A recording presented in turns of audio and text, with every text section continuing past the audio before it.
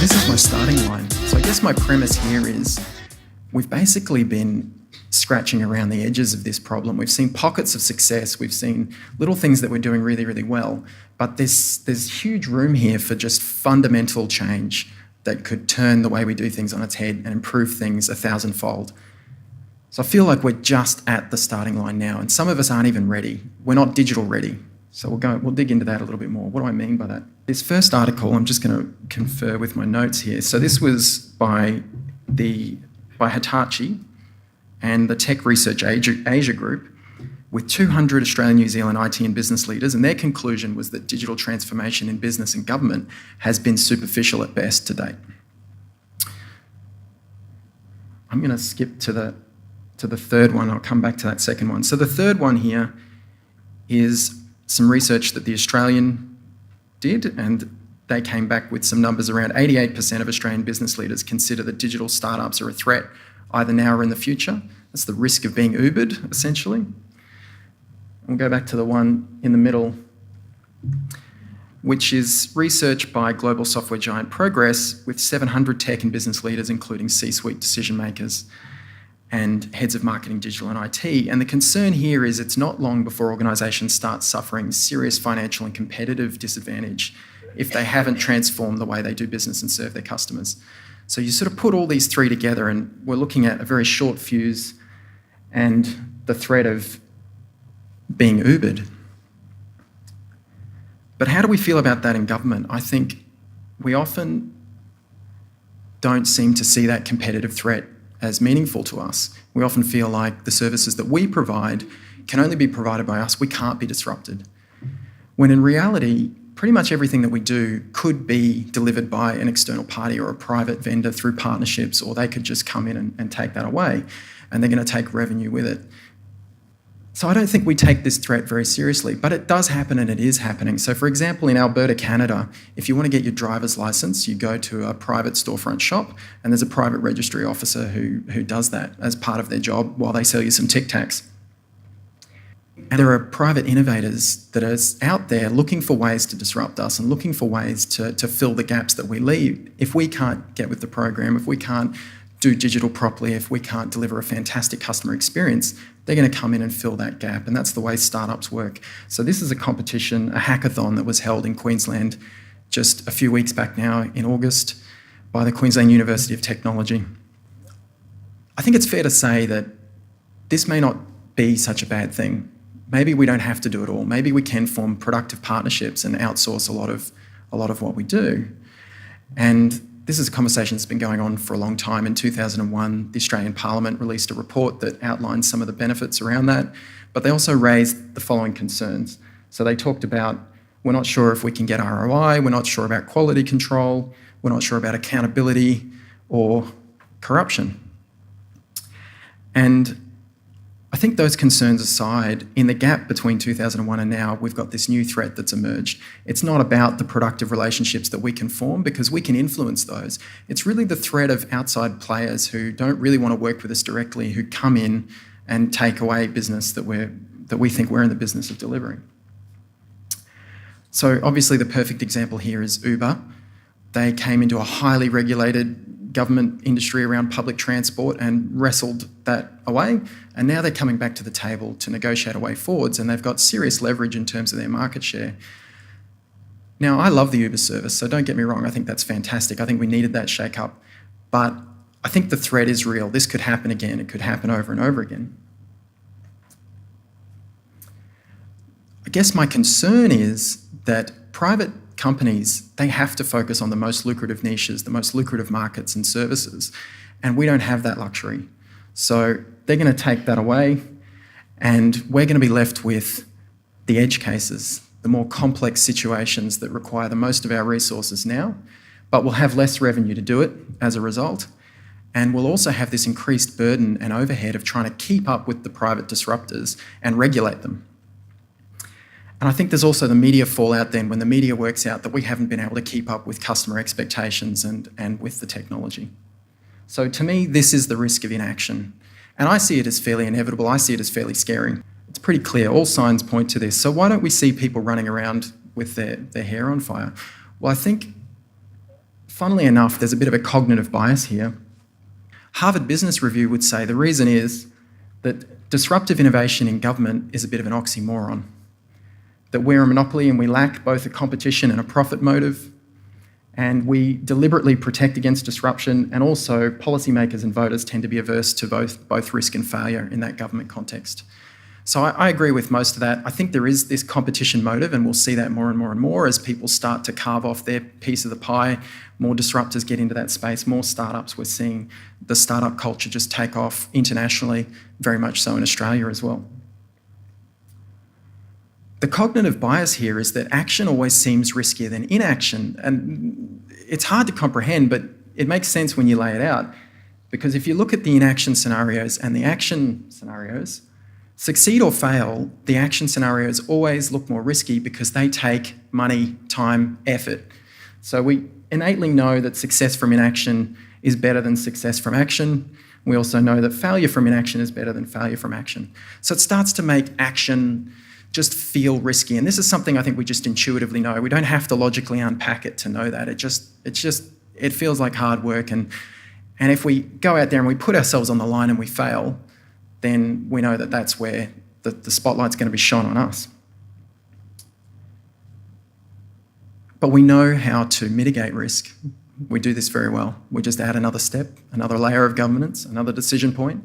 We escalate almost every decision to the highest level possible, and it just creates this quagmire of red tape and butt covering, and it really stifles innovation. So I guess I could go on and on and on, but we know there's culture issues. So in summary, there's that change aversion. We know that complexity is always the solution. We can just stick another bit on the puzzle. We've got limited delegation, and although we're seeing pockets of fantastic customer centricity, it's really not been adopted more broadly, and I think we'd all agree with that. And another interesting aspect of the culture that allows us to put our heads in the sand and ignore this risk of inaction is what I like to call the ostrich herd effect. This is the unspoken collective agreement that if we all put our heads in the sand and pretend that this caught us by surprise when it happens, then really no one's to blame. But it's true, isn't it? So I want to tell you a quick little story. I'm sure you're familiar with this. Steve Sasson in 1975, he invented the first prototype of the world's first digital camera at Kodak. He took it to his bosses and they laughed at him and they said, "Listen, mate, nobody ever wants to see a photo on their television." And look, they let him keep puddling away with it, but they didn't give him any resources, they didn't let him talk to anybody about it, and they kind of buried it. So to me, this is what I would call the digital dinosaur effect, and we see these commonly today. And these are people that can't see the benefits of digital and they can't see the benefits of technology, but not only that, they can't project forward into the future 5, 10 years and say, you know what, nobody wants to see their photos on TV now, but in 10 years' time, maybe that'll be a thing. Maybe we'll have better TVs. Maybe we'll have better photos. Maybe people will actually want to sit around and do this on different forms of technology. So that's a challenge that we face. I'm sure you can relate to that one as well. Now, Steve kept pottering away at this technology, and in 1989, he was ready to release it to the world. He had a fully functioning digital camera pretty much before anybody else. And he took it to the execs at Kodak, and they turned around and said to him, "Look, great idea, well done, this is fantastic, but it's going to erode our existing business lines in the analogue film space, so no, not happening." And they canned it. So this is another problem, a slightly different manifestation of that resistance. And Kerry talked about some fantastic different types of laggards as well. So this one I like to call the bureaucratic blocker. So this is someone who's quite happy with the status quo. They're quite happy with the success they're enjoying now, and they don't want to let whatever this new technology is impact on what's going on for them. Fast forward to 2012, and Kodak unfortunately filed for bankruptcy. But imagine if they had actually backed that horse back in 1975, how far ahead they would be. And imagine if Steve Sasson had been able to influence the key decision makers around the organisation and really sell his idea better. So this brings me to the garrulous geeks. So I don't know if you've seen Steve talk, but you can look him up on YouTube. He's really charming and he's just a little bit geeky. So he goes into a lot of technical detail, and it's quite a complex sort of discussion. Us geeks are like that, so I apologise for my ramble as well. This is not Steve, by the way. Just thought I'd point that out. So just to recap, we've got some leadership issues. So we've got the people in the business, they understand the business, but they don't understand the technology. We've got the geeks who understand the technology, but they don't understand the business or how to communicate and influence with people. And in the middle, we've often got these blockers, and they're trying to protect their status quo and their empire. And really, they're putting their best interests in front of the best interests of the organisation. So that's really a leadership issue and a culture issue.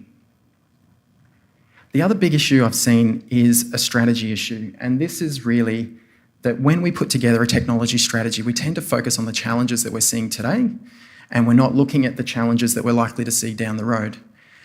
And look, to be fair, we've got lots of bushfires, we've got lots of legacy systems and risks, and this keeps us distracted. But it is another reason that we all end up sort of falling into this ostrich herd effect. More and more, as digital becomes our BAU, we need to start taking the business strategy that needs to be quite forward-facing, and usually is, and the technology strategy, and just bring those together. They're not separate strategies, the digital strategy and the organisational strategy. We're now digital organisations. It just needs to come together and make sure we're looking down the barrel at the future. So when you put all this together, it's really not difficult to see why those that are really passionate to drive change have such a hard time. It's really not difficult to understand why projects fail. So, we've got 2 years to sort this all out. How are we feeling? Great. That's all I had. Thank you. No. I've got some solutions, and as I say, based on what I've learned and what I've discussed with technical leaders around the country, I just want to run through some of these lessons with you now. So we've got 3 areas we need to sort out: culture, strategy, and leadership. So culture, we talked about this yesterday. Thank you. We've got a play-by-play ready to go. I'll distribute that after the conference. Stay in touch. But at a high level, it's about transformative values, and then it's about how you embed those within the organisation. It's not enough to have fantastic values. They need to be real for people. We're very lucky in Queensland to have our 5 public sector values. They're fantastic. So we've got customers first, be courageous, ideas into action, unleash potential, and empower people. And what you'll notice about those is they actually line up really well with addressing those cultural issues that we're seeing. So customers first, to address not truly customer-centric, be courageous, to address the change and the risk aversion, ideas into action and unleashing potential to address the complexity issue, and unleashing potential and empowering people addresses that limited delegation. So if you actually put those values into action, we're going to see the type of culture that we need to make digital happen and to be digital ready. They started by talking through the behaviours that applied in each team at that grassroots level. So it was really the people on the ground coming up with the behaviours that were relevant to them, that aligned with the values. They also had a monthly award to just reinforce based on the values, and weekly peer-to-peer recognition where you would give each other a postcard with a nice message as to how you were upholding a particular value that week. And then also the performance reviews line back to the values as well. So just to give you a little bit of a demonstration, this is the monthly achievement wall taking pride of place. Your name stays up there for 12 months so everyone can see it. And I think often this peer-to-peer postcard system meant a lot more to people than the official awards. It was better to be acknowledged by your peers. You can see that each one of these focuses in on a particular value.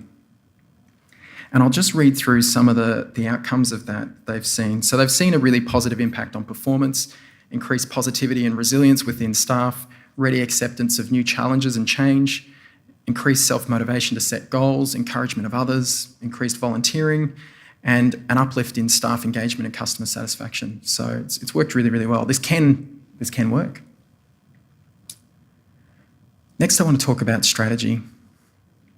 So this is about looking for the future impacts that could hit your business, picking what you want the desired future to be, so you're targeting something, and then planning in waves. So I'm hoping there's some tactical stuff in there that will help with your planning. Initially, there's this idea that we use actions to create results, and we can inform our actions through our tactics. and we can inform our tactics through strategy, but how do we inform our strategy? So that's where foresight comes in, and strategic foresight in particular. And there's some great techniques there in that it came from an academic realm, but it's being applied beautifully around governments and organisations around the world. And the first step here is to try to understand what the trends are globally and in your industry and in your country, and project those forwards and see where the problems might arise as a result of that. We don't have to do that for ourselves, so we can rely on the fantastic work done by the CSIRO and other futurist organisations. I just want to run through a couple of these now so we get a sense of what this means. So initially, the pace of change and digital adoption is ever increasing. We're now sort of seeing digital as the BAU, and change is constant. This idea of more from less will continue, unfortunately, and we should expect to see more people, increased population, and increased potential for conflict due to scarcity. And that'll put an increased burden on everything that we do.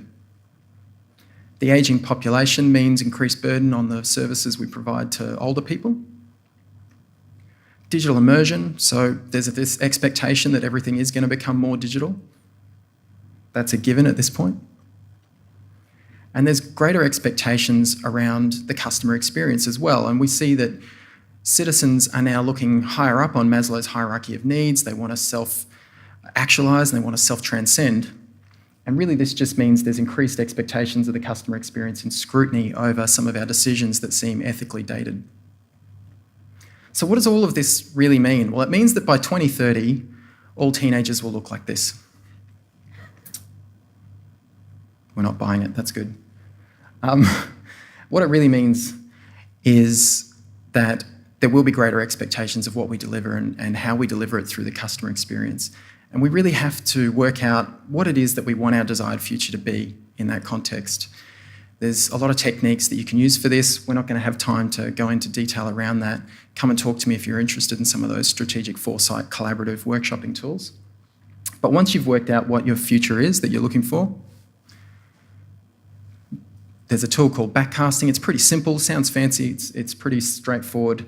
Just 3 or more waves working back from your desired goal with milestones at the end of each wave. And then if you map out those waves, you can start to see how this works in practice over time. So I want to give a quick example from Queensland. Wave 1 is usually about your quick wins. It's usually focused on customer experience benefits. So in Queensland, we took a range of offline services and turned them into online forms. The forms submitted data into an email inbox, and then people had to manually data into that into the back-end system. So customer experience win, not much of a win for the business, still that redundant manual effort. Wave 2 can be a consolidation phase, focus on the business efficiencies and process efficiencies. So in Queensland, taking those forms and then integrating them into the back-end systems meant there was much more efficiency there. People could be taken off processing and realigned into quality or into other areas. More complex service delivery, keeping up with the increasing demand and complexity that we're seeing in Queensland. I think we're seeing that in other states as well. But not much of a customer experience benefit. And that's okay. I think we can trade between these two as we go through. At least we're showing momentum. It's that prolific beats perfect kind of concept.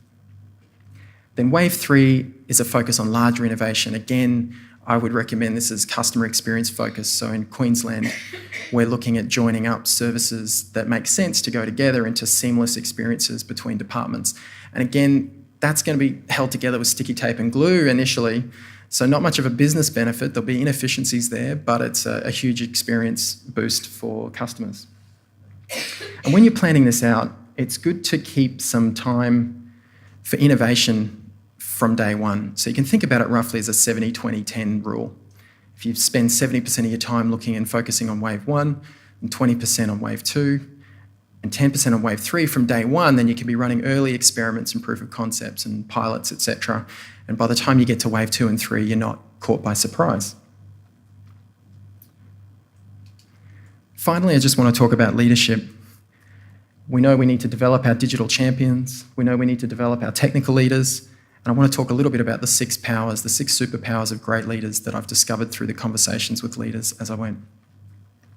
So if we can take those digital dinosaurs, we can actually give them a new identity. We can give them something to be excited about.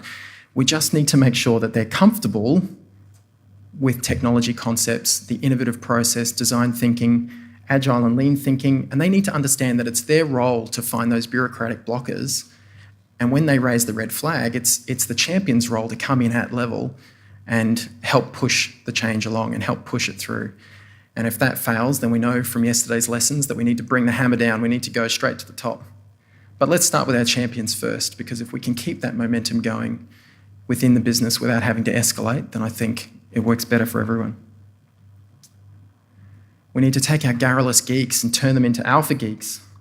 And this is really about giving them some background in the business and what are the business drivers and strategic alignment, and also some training in communication, emotional intelligence, and leadership and how to influence people. And while we know that IQ is difficult to impact, we know that through research, EQ can be trained, this can be taught, this can be learnt, even geeks like myself. So I've boiled a lot of this down into 6 key superpowers that leaders seem to use to influence people and to form really high-performing partnerships. And they are intention, cognition, simulation, inspiration, conversation, and persuasion. And while I don't have time to go into them in lots of detail today, I'll just give a few really, really quick examples and another quick plug for the podcast. So the first 3 episodes launched yesterday. 4th episode, the lovely Kerry Walker. Thank you very much. And I think the superpower there that really stood out for me was around inspiration, and Kerry talked about it today. It was really the power of values and stories and connecting people to that. Anthony Lake is a data scientist. He's the principal data scientist for Complexica, and he talked to us about cognitive bias. So there's a lesson in there about how to avoid cognitive bias around, in particular, confirmation bias. So that's the cognition superpower. And Bill LeBlanc is the CIO for SA Health, and his story is one of starting as a geek himself, not being comfortable dealing with people and really pushing himself outside his comfort zone to get over that so that he could talk to people, and that's really the power of conversation. So final plug, alphageekpodcast.com, check it out, and then send me feedback. So you'll be able to hit me up on social media or LinkedIn, connect with me, tell me what you think, want to improve it over time. Okay, so that's really all I had. I guess in summary, we've got the importance of culture, so establishing those transformative values and embedding them in the business. The importance of considering the future challenges that are coming down the pipeline, planning in waves and starting innovation early. And the importance of developing our digital champions and our great technical leaders. And I guess by doing all 3 of these things at once, we can create an organisation that's not only digitally ready, but it has innovation as part of its DNA. And in doing so, we can create a better customer experience for our citizens, a more efficient government, and ultimately transform government for the better, which means we're doing this, we're contributing back to a better world. Thank you.